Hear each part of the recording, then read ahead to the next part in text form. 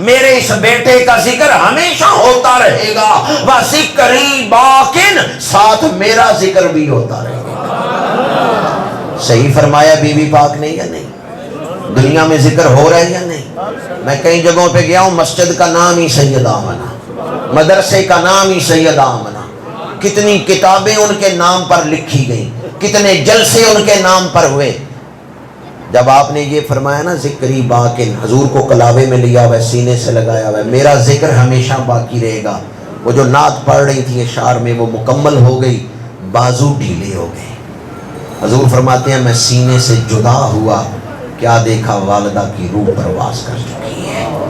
اس واقعہ کو یاد کر کے حضور اپنی والدہ کے مزار پہ کھڑے آنسو بہا رہے ہیں۔ اس مزار پہ تشریف فرما ہو کے آنسو بہا رہے ہیں۔ بارے دیگر پوچھ رہا ہوں، جس قبر پہ جا کے خود حضور آنسو بہائیں اور صاحب قبر کا ذکر جن کی محبت میں حضور آنسو بہائیں، ہمیں ان سے محبت ہے۔ آج کا یہ جلسہ اسی بات کا اعلان ہے، جن سے حضور کو محبت ہے۔ حضور کی محبت ہماری محبتوں کی طرح نہیں ہے، وہ اللہ کے نبی ہیں، ان کا ہر فعل ہر قول اللہ کی رضا کے عین مطابق ہے۔ ہم جائیں نا اپنے والدین کی قبروں پہ تو ہمارے لیے فائدہ ہے، پر حضور جب گئے تو نعمتیں بانٹتا جس سمت وہ ذیشان گیا، ساتھ ہی منشی رحمت کا قلم دان گیا۔ پتہ نہیں بی بی پاک کے درجے کتنے بلند ہوئے ہوں گے، حضور کی آمد سے اس قبر پر کتنی رحمتیں نازل ہوئی ہوں گی۔ حضرت علی احمد صابر کلیری کہتے ہیں امروز شاہ شاہاں مہمان شدست مارا، جبریل با ملائک درباں شدست مارا۔ آج رسول میرے گھر تشریف لائے ہیں تو جبریل میرے دروازے پہ دربان بن کے کھڑے ہیں۔ اچھا اگر آج دنیا کا کوئی کسی مسلمان ملک کا بادشاہ آ جائے لاہور، آپ کے اس محلے کا جو قبرستان ہے وہاں جا کے کسی قبر پہ دعا مانگے، پوری دنیا میں خبریں نہیں چلے گی، شور نہیں مچے گا، فلاں ملک کا بادشاہ فلاں قبرستان میں قبر پہ گیا، تو رحمت للعالمین جہاں بنفس نفیس تشریف لا رہے ہیں۔ حضرت سید آمنہ رضی اللہ تعالی عنہا، کوئی چھاں نہیں گنبد خضرا دی چھاں ورگی، اور کوئی ماں نہیں نبی دی ماں ورگی۔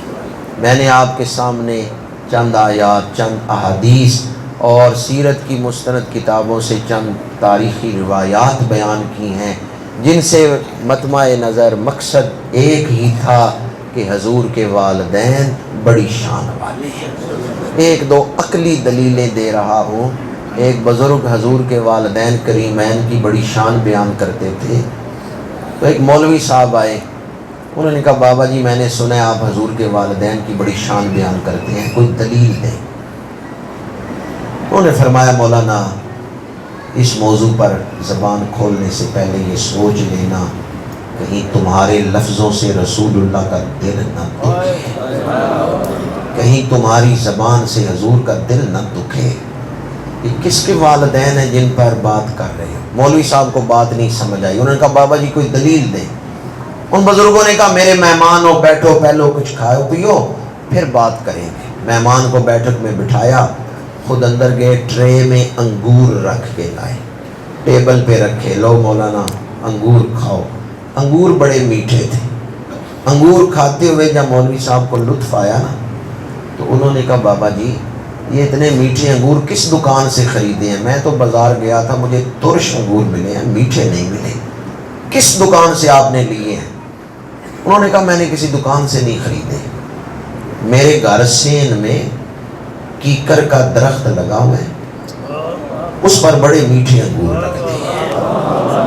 بعض دوست تو سمجھ گئے بات کدھر جا رہی ہے۔ ویسے کیکر پہ انگور لگتے ہیں؟ عارف کھڑی نے کہا کیکر تے انگور چڑھایا ہر گچھا زخم آیا۔ وہ مولوی صاحب اپنی جگہ سے اچھلے، انہوں نے کہا بابا جی میں نہیں مانتا، کیکر پہ انگور لگتے ہیں۔